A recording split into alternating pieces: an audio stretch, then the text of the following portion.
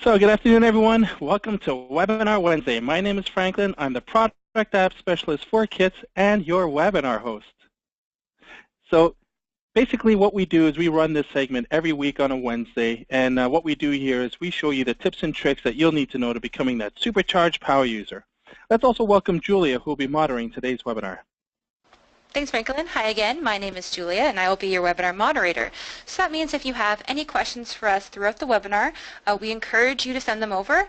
You can type in the chat box, just located on the GoToWebinar control panel. You'll see it on the right side of your screen.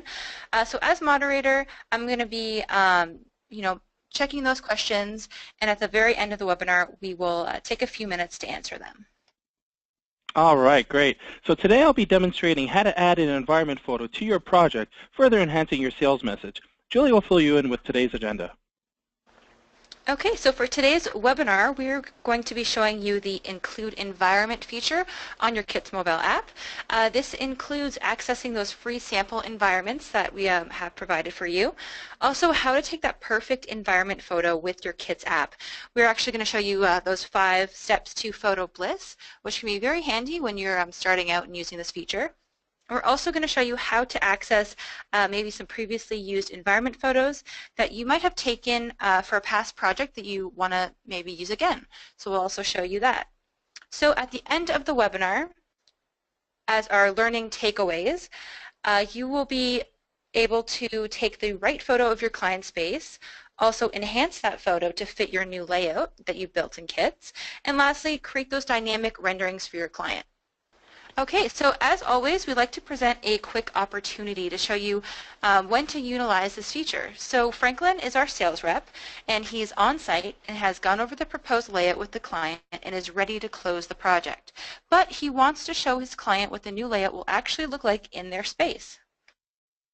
All right, so the first thing I'm going to do is I'm going to go ahead, I'm going to open up my Kits, and we're going to continue on with using the project that we created in the last few weeks. So I'm going to go ahead and open up that project. And here it is in plan view. Let me just quickly go to 3D view. And as you can see here, we have a nice little layout showcasing this collaborative benching system here for this team to work on. Okay. Now, the client has approved the layout. But before we can confirm the project sale, what I want to do is I want to reassure him that this is what he needs. And what I'll do is I'll use this project and I'll use the feature environment photos to show him how the actual layout fits within that space. Okay. So first thing I want to do is I'm going to go ahead and choose a sample rendering. So I'm going to go to HD Render, and I'm going to go into Include Environment. And as you can see, I currently have a view that was previously used. So in cases you're new to the sample environments or the Include Environment photo feature for Kits, Kits has a collection of user-friendly environment photos that can be used to replicate or reflect how the actual layout looks within the context of a building. So basically, the question is, when would you use our sample photos?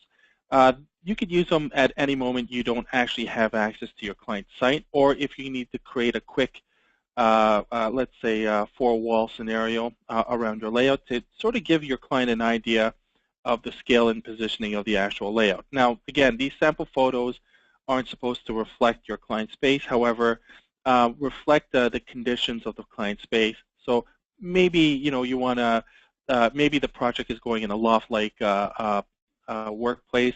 So we do have some sample environments here, like the studio that you see, as well as all these other commercial type of applications. So the idea here is that you want to place the layout within the context of the building that you're working on. Okay. So first thing I'm going to do is I'm going to go ahead and choose one that fits my layout, and I'm going to go ahead and use an industrial 2,500 square foot space. So I'm going to go ahead and tap on that. And again, you see here we have a nice, lovely rendering of this environment. First thing I'm going to do is I'm going to go ahead and tap on Use. And now you can see that my layout populates within the actual environment. Here, if I place my finger on my iPad screen, I can pan the layout around. I can also rotate by placing 2 fingers on my screen. I can also go to my project settings, turn on my floor grid so that I get the white space of my floor grid, and what I can do is I can use that to align my project accordingly. Okay, so again, the floor grid space, when you decide to render, that does not render in your scene. It does disappear. So it's a great option to use, especially when you're positioning your layout. Okay, and once you're satisfied with the positioning of your layout, let's go ahead and tap on HD Render, and let's create a quick rendering of that.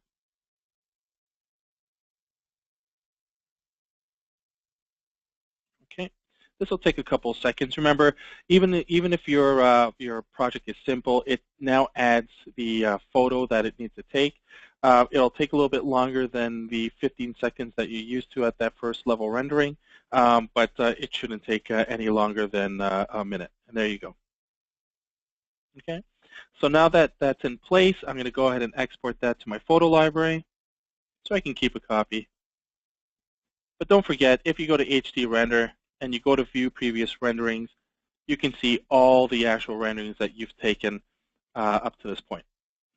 Okay. So let's go on to the next option, which is taking a photo of your client's site.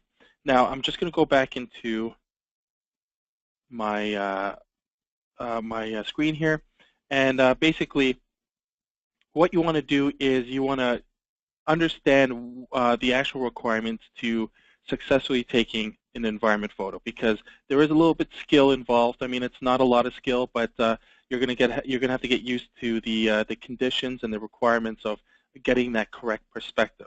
Okay, so what I like to do is I like to call this the 5 steps to photo bliss. And what we need to do here is we need to understand the conditions of the site that we're actually taking a picture of. So things that you might want to do beforehand, you might want to contact your client to get access to the actual site, and you want to know and ask questions regarding some details of the site, whether there's furniture in there, because not every environment is going to be suitable for this option.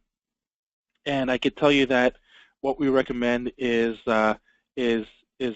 taking a photo of an environment that allows you to quickly remove furniture to place the actual photo in, right? Because what you want to do is you want to make sure that, again, you meet the conditions of how that layout is supposed to look without the space, without having any kind of obstructions that are part of the actual image that you take. So what you need to do is you need to analyze your client's space prior to using this feature. That means asking the questions. You'll need to know what the ceiling height is, what the length and width of the space is. This is all important to analyzing, because, again, the length and width of the space is going to allow you to actually place the size of the layout within the picture correctly. Okay, so you want to make sure that when you take that photo, you take it at a perspective that captures the size that is required to fit the layout that you've created. Okay. You should also remove any kind of loose items. This would be cleaning up the space. As you can see here, I've highlighted these standalone lighting fixtures, which aren't really plugged into anything. So they're easy enough to remove. And the reason why you want to remove vertical items is because vertical items are harder to erase from the actual image. Okay. So again, what you want to do is you want to see if you can remove any vertical type items. And if you can clean up the space quickly, then please do so. Then what you want to do is you want to go through a little bit of photography 101. And I'll take you to what I mean by that. But a lot of it has to do with aligning your actual camera frame with the actual image that's on your screen. Okay? And then you want to do some cleanup. So what you'll do is you'll select a key area. This is the furniture removal. And you're going to use that feature part of the environment photos to remove the furniture that's in the space so that you can place your layout in the scene. And then lastly, what you want to do is you want to make sure that you scale and that you adjust your scene correctly so that it fits within the photo that you've taken. And just as in the sample image that you see here on my screen, again, you can see that I'm using the floor grid, that white space on the floor, to help me align the furniture along the actual image. Okay, there is no photo post processing here.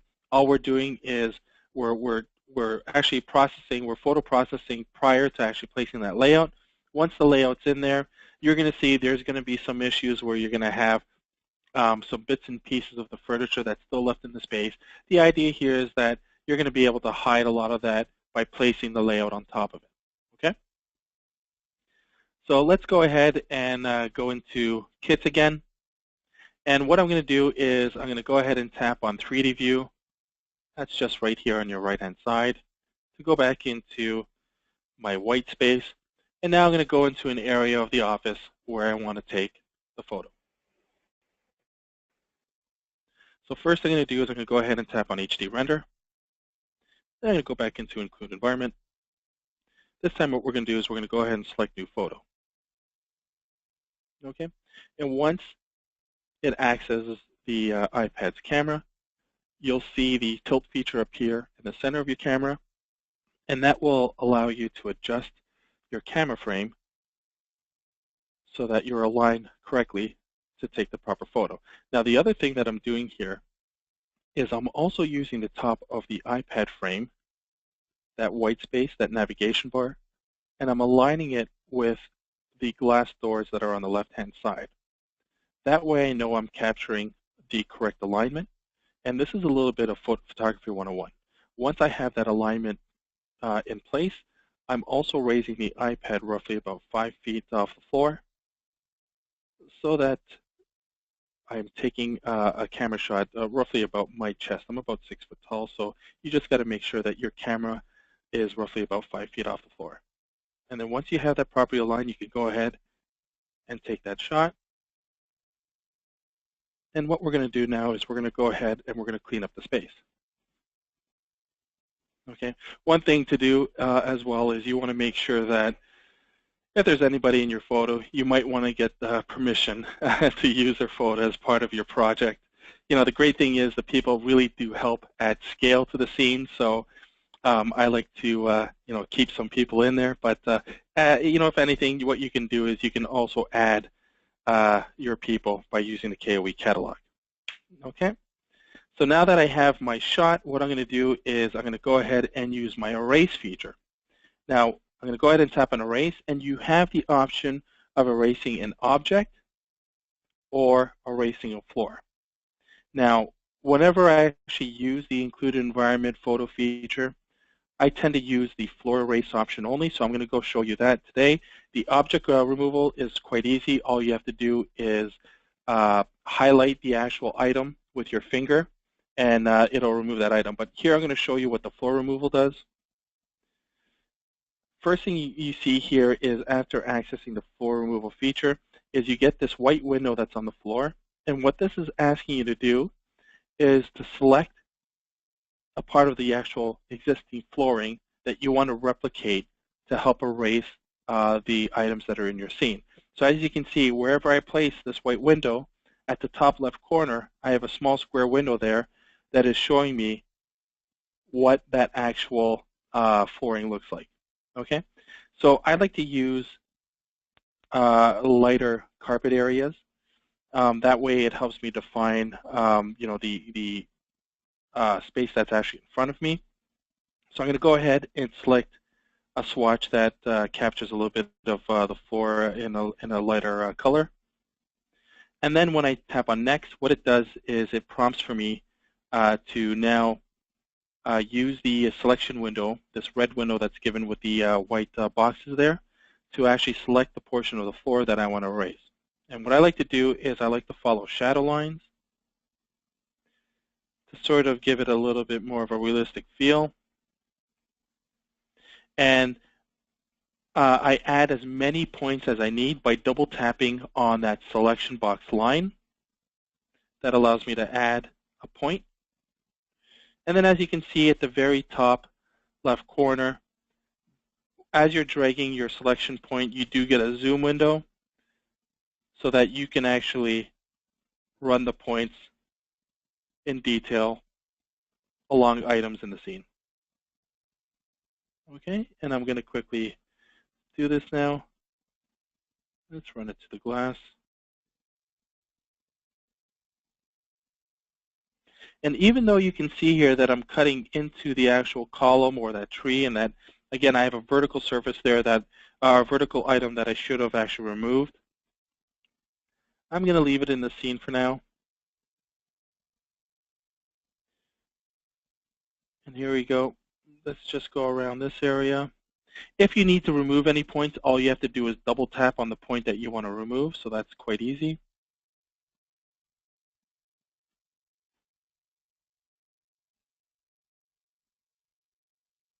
Okay, so as you can see here, I've now selected a portion of my floor, and anything that's captured in this red selection area is going to be erased. So once I tap on Done, what it's actually going to do is it's going to remove the actual items from here by using the swatch that I've selected in the beginning and replicating that over the image. So I'm going to go ahead and tap on Done, and here it's going to take a couple of seconds to complete.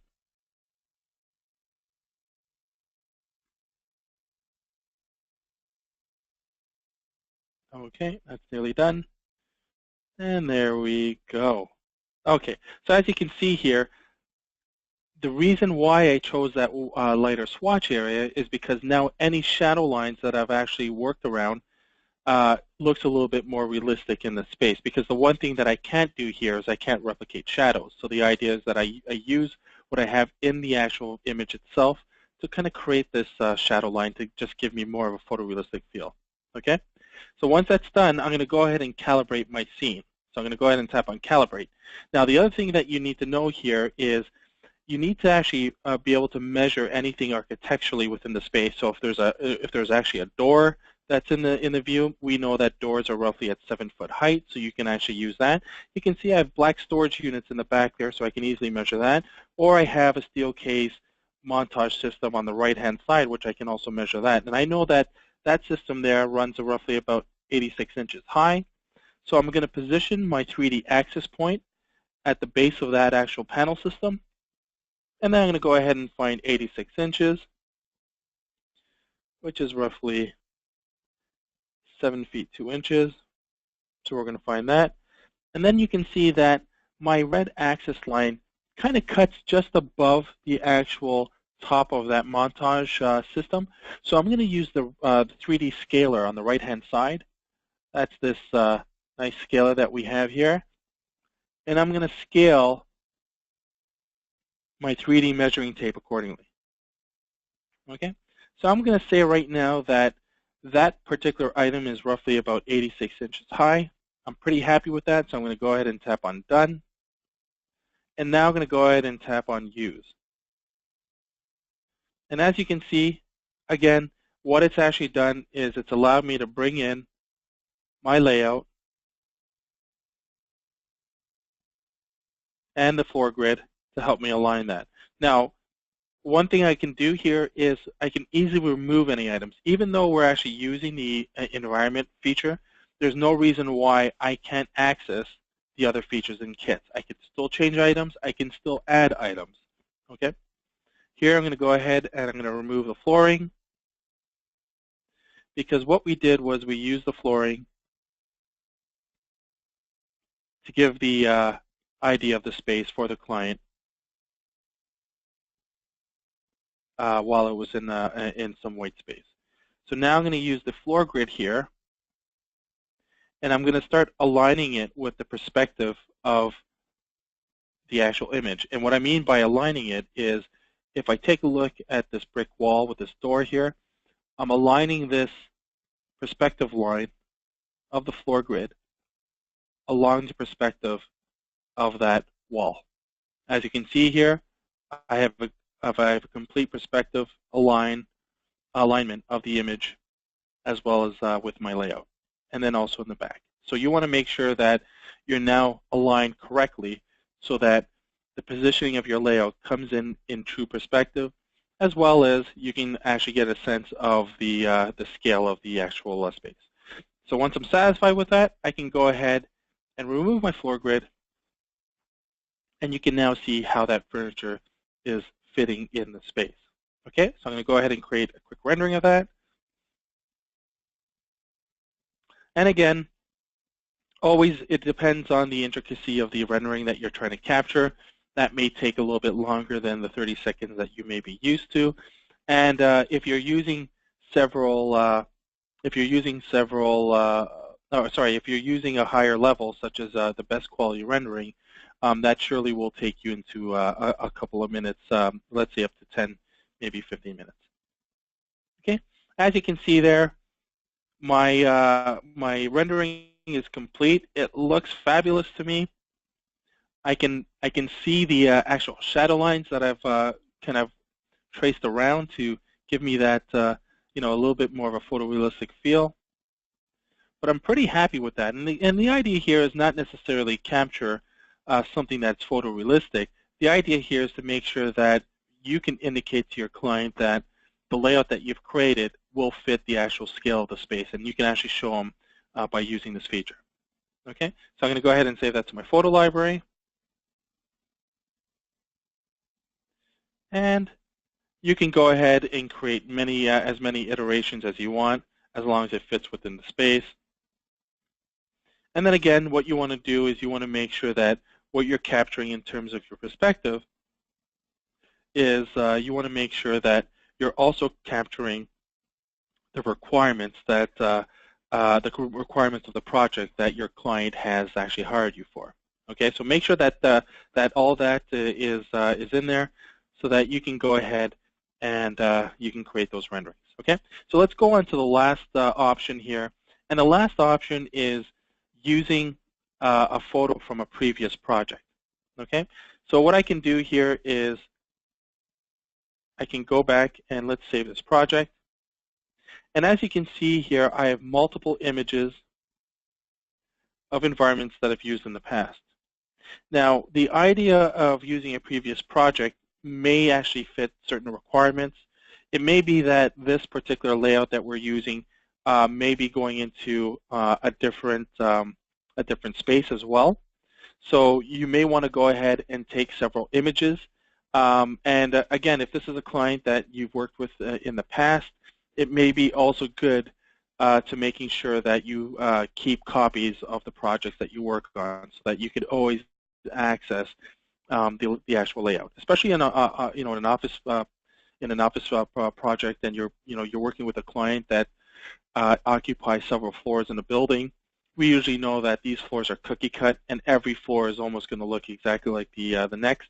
So having images of one floor will allow you to really work with layouts in every floor that you need to work with. So again, keep that in mind when you're working with the client, and when you gain access to the site, you may want to take additional photos of those areas, because again, remember, Kits retains those photos. So even though I don't use the actual environment photos that I've taken shots of, what Kits will do is it will retain those photos, so that in case I ever need to work on that particular space, I can always access that project that has that photo in it, and I can use that environment that's in there.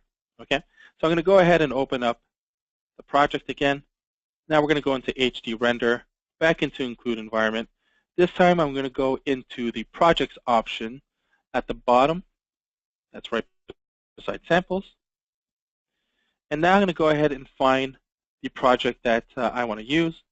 So here it is. I can see the actual photo that I've used in the past.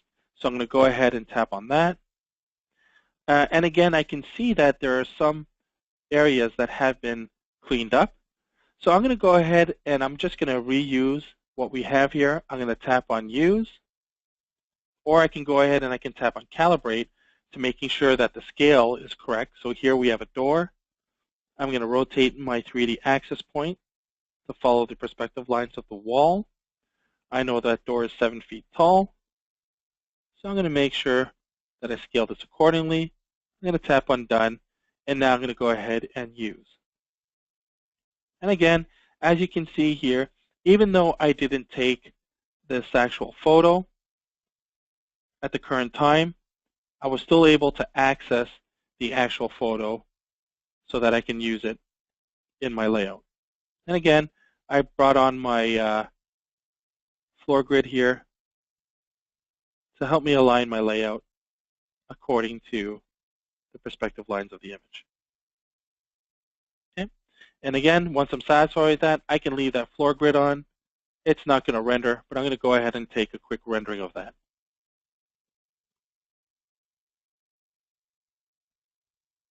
Okay, now would be a good time if you guys have any questions to actually type in some of your questions in the chat box, and Julia and I will start to take questions shortly. There you go. There's my image. I'm going to go ahead and save that to my photo library. And again, just to show you here, you can see that in this project, I've now taken several renderings of the project using the sample environment photos and different situations and scenarios. I can always access my photos whenever I want so that I can actually use those and send them off to my client. So let's do a quick summary before we jump into the questions. There was a lot of information that we brought up today. It was really exciting stuff. So remember those 5 steps to Photo Bliss. Analyze your space, the width and the length, get some more details. Use the Photography 101. Just like Franklin did, he was aligning the top navigation bar to those glass doors just to align everything and make everything straight so it's easier to use. Remember to clean up, scale the image, and also adjust your layout. And you can also use that floor grid to make sure everything looks clean and aligned. Don't forget, if you are unable to take a photo of your client's space, you can access our sample environments, or you can also build a quick replica with architectural elements from the KOE catalog. We've done a couple of those webinars, so you can check out our Knowledge Center to view those past webinars on how to build with those elements. And lastly, practice. That's something we always suggest doing.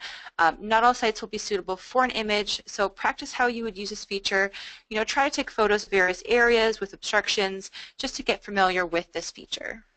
All right, so we have an actual submission from one of our KITS users. This is Michael from Pittsburgh.